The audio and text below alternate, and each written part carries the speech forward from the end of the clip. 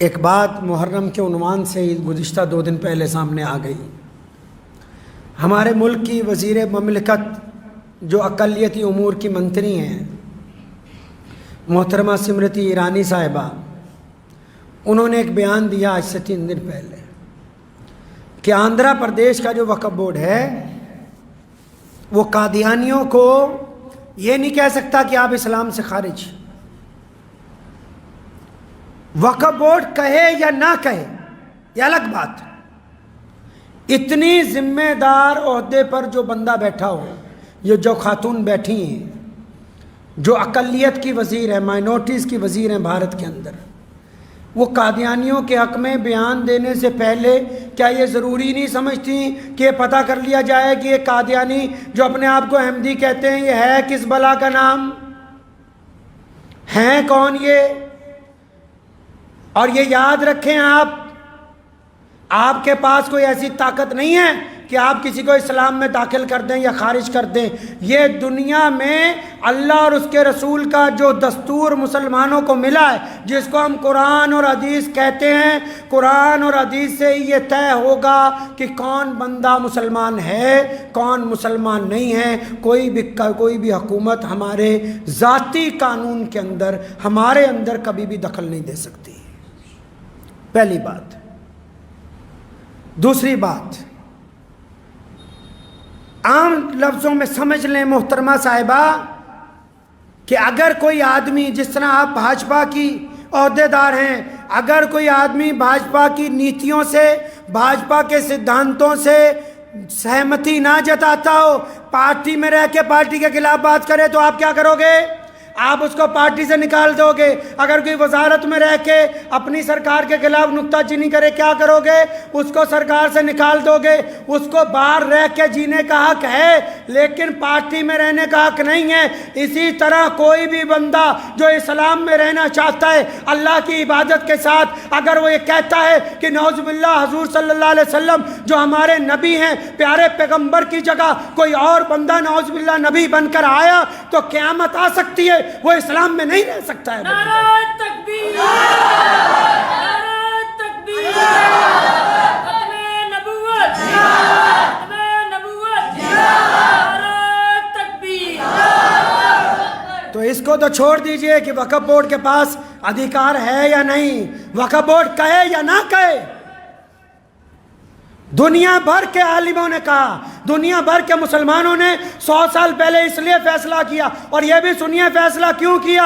आपने इतिहास नहीं पढ़ा। सन 1888 का दौर था, लोग चुप थे, देश की आज़ादी के लिए कोई निकल नहीं रहा था। मुसलमानों ने 1857 की जंग आज़ादी के बाद दोबारा इस देश की आज़ादी के लिए जब काम शुरू किया, जब तैयब जी और भीम जी जैसे लोगों ने कांग्रेस की उस दौर में आज़ादी के लिए बुनियाद रखी, मैं इस कांग्रेस की बात नहीं कर रहा, उस दौर में जब आज़ादी के लिए बुनियाद रखी तो मुसलमानों ने उनका साथ देने का फैसला किया।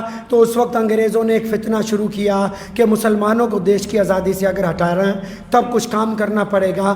तब उन्होंने मिर्ज़ा गुलाम कादियानी को कहा कि तुम झूठे नबी बन के आओ ताकि मुसलमान आज़ादी की लड़ाई से हट जाएं और इधर लग जाएं तुम्हारे पीछे, ताकि इस देश पर हम ज़्यादा राज करें। मोहतरमा साहिबा, वजीर साहिबा, आप जिनकी बात करती हैं उनका इतिहास उठाएं। उन्होंने इस देश की जंग आज़ादी से गद्दारी की है। उनके खिलाफ पहला फतवा इसीलिए आया क्योंकि मिर्ज़ा गुलाम कादियानी ने ऐलान किया कि मैं मलका एलिज़ाबेथ के साथ हूँ, क्योंकि जमात अहमदिया ने ऐलान किया कि हम अंग्रेज़ सरकार के परिस्तार हैं। और यहाँ तक कहा कि हमने उनके हक़ में किताबें लिखी, इश्तिहार शाया किए कि देश के मुसलमान आज़ादी की लड़ाई को छोड़ के अंग्रेज सरकार के साथ लग जाएं। आप जिनकी हिमायत की बात करती हैं उनका इतिहास पढ़िए, वो इस देश की जंग आज़ादी के भी गद्दार हैं। और आप तो सरकार में हैं, अब दोबारा उठा लेंगी तो कितनी बुरी कार्रवाइयों में, कितने आतंकियों के साथ इनकी यारी है, वो भी निकल के सामने आ जाएगी। अब भी बात ना समझ आती हो तो आखिरी गुजारिश करूंगा मीडिया की तरफ से। पिछले दिनों हमारे देश के माननीय प्रधानमंत्री साहब ने एक बात कही, वो अलग बात है कि इससे कुछ मुसलमान लीडर सहमत हों या ना हों। प्रधानमंत्री जी ने कहा कि मुसलमानों में 70% लोग पसमानदा हैं, यानी ऐसी बरादरियां जो गरीब हैं, हम अपने उन भाइयों को साथ लेके जाना चाहते हैं। तो स्मृति ईरानी जी, आपको मैं ये बता दूं, ये ठीक है, हमारे मुल्क के प्रधानमंत्री जी ने कहा कि पसमानदा हैं, हम चाहे इस बात को माने या ना माने, आपके मुताबिक अगर मान लें कि 70% लोग पसमानदा हैं मुसलमानों में, 30% दूसरे हैं, तो एक दफ़ा इन पसमानदा से भी और दूसरों से भी सबसे एक दफ़ा पूछ लो, जो 70% जिनको आप पसमानदा कहते हैं वो भी, और 30% दूसरे भी, जिनको आपने 2 कैटेगरियों में बांटा है, हमने नहीं, लेकिन इन सब से पूछो, हमारा गरीब से गरीब बच्चा, हमारा अमीर से अमीर आदमी, हमारा रेड़ी चलाने वाला, हमारा रिक्शा चलाने वाला, हमारा मजदूर हो, हमारा जिम्मेदार हो, सारे के सारे मोहम्मद रसूलुल्लाह से अपनी जान से ज्यादा प्यार करते हैं। जिनको रसूलुल्लाह के दुश्मनों से इश्क है, तो फिर वो मुसलमानों की वोट लेने की बात ना करें। फिर वो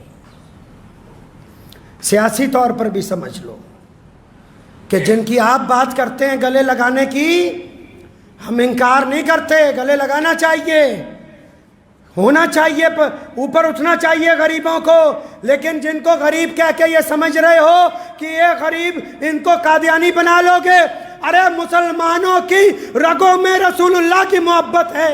अगर इन हमारी बोटियां नोच दोगे, अगर एक एक टुकड़ा भी कर दोगे, तो रसूलुल्लाह की मोहब्बत हमारे में से कोई नहीं निकाल सकता है। तो ये मशवरा पहले सरकार से भी कर लेती, जो हमारे साथ ऊपर थोपने की कोशिश की कादियानियों को, सरकार से भी एक मशवरा कर लेते कि पूरे भारत के मुसलमान, जो दुनिया में सबसे बड़ी अकलियत है इस देश में, जिनको हमारे प्रधानमंत्री जी आज अपनी छाती से लगाने की बात करती है, और ये मंत्री उन मुसलमानों की छाती पर नमक छिड़कने की बात करती है, पहले वहां तो पूछ लेते करना क्या है। जितने मर्जी हुक्मनामे जारी कर दो, किसी मर्जी वक्फ बोर्ड को कर दो, और वक्फ भी जो है ना, ये जो वक्फ की जायदादें हैं, ये हमारे खून पसीने की कमाई है।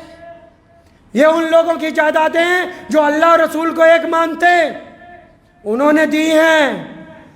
ये किसी मिर्जा कादियानी की चेलों ने नहीं दी जायदादें, वक्फ बोर्ड की जो जायदादें, ये अल्लाह और रसूल को मानने वालों ने वक़्फ़ की कि इनके पैसे से, इनके किराए से, इनकी आमदनी से मस्जिदों का खर्चा चले, इनकी आमदनी से गरीब बेवाओं को राशन दिया जाए, इनकी आमदनी से गरीबों का इलाज करवाया जाए।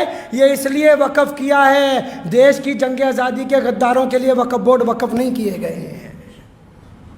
तो मेरी गुजारिश है भारत सरकार से, पर माननीय प्रधानमंत्री श्री नरेंद्र भाई मोदी जी से भी गुजारिश है कि कैबिनेट में ये जो अक़लियत की वज़ीर हैं, इन्होंने पूरे देश के मुसलमानों के जज्बात को मजरूह किया है, इन्होंने पूरे देश के मुसलमानों को तकलीफ़ पहुँचाई है, इन्होंने पूरे देश के मुसलमानों के सामने हमारे प्यारे नबी हज़रत मोहम्मद रसूलुल्लाह सल्लल्लाहु अलैहि वसल्लम की शान में बेअदबी करने वाले, हमारे नबी के सामने झूठी नबूवत का ऐलान करने वाले मिर्ज़ा कादियानी के चेलों को मुसलमान बताने की कोशिश की है। इनको बुला के पूछिए कि क्यों ये ऐसा करती हैं। क्या हम इस मुल्क के वासी नहीं? क्या हमारा हक़ नहीं कि हम अपने दीन के ऊपर अपने तरीके के साथ बिल्कुल आज़ादी के साथ गुजारें? इसलिए इनसे पूछ होनी चाहिए कि आपने क्या किया है।